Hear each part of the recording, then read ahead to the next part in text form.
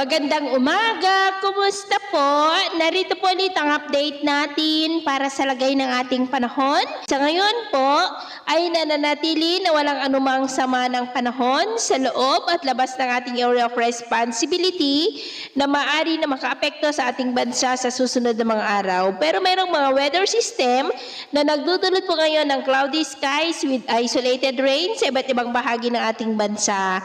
Hanging amihan ang nakakaapekto lalo na dito sa Northern Luzon at ang shear line ay nasa silangan po ngayon ng Cagayan at easterlies ang dominanteng hangin na umiiral sa nalalabing bahagi ng malaking bahagi po ng ating bansa.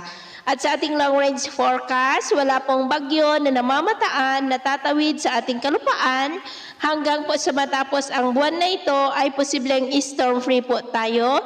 Pero may nagbabanta o may namamataan na isang sirkulasyon sa unang mga araw ng susunod na buwan at ang development po ng mayan ang ating babantayan. At sa lagay ng ating panahon, ngayong madaling araw ay maayos ang panahon sa malaking bahagi ng ating bansa pero may tsansa ng cloudy skies with isolated rain sa ilang bahagi po ng Cagayan, Apayao, Infanta, Northern Palawan, Catanduanes, Eastern Samar, ilang bahagi ng Leyte, Dinagat Island, Misamis Oriental, Lanao del Norte at Sulu Archipelago. At mamaya po ay sisikat naman ang araw sa malaking bahagi ng ating bansa pero may tsansa pa rin ng cloudy skies with isolated rain sa may Batanes, Babuyan Islands, Cagayan, ilang bahagi po ng Apayao, Infanta, Sorsogon, Northern Palawan, Eastern Samar, ilang bahagi ng Leyte, Dinagat Island, Zamboanga at Sulu Archipelago.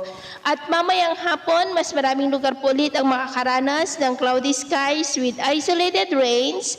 Kaya kung lalabas po tayo sa ating matahanan, ugaliin lamang po natin lagi ang magdala ng kahit anong panangga natin sa init ng araw at proteksyon na rin po sa mga biglaang buhos ng ulan. At sa atin naman po mga baybayin, maalon po sa mga baybayin ng Batanes, Babuyan Island Seaboard, Cagayan Seaboard at Ilocos Norte Seaboard ng mga alon dyan ay posible po na aabot hanggang sa 2 to 3 meters height. Kaya hanggat maari, ay iwasan na po muna natin ang papalaot dyan sa mga may kulay pula para mas makaiwas sa mga sakunang pangkaragatan. So ito muna ang latest update natin sa araw na ito. At ako po muli si James na nagsasabing sa kahit na pagsubok po na darating sa ating buhay, huwag po tayong mawawalan ng pag-asa. Thank you and God bless.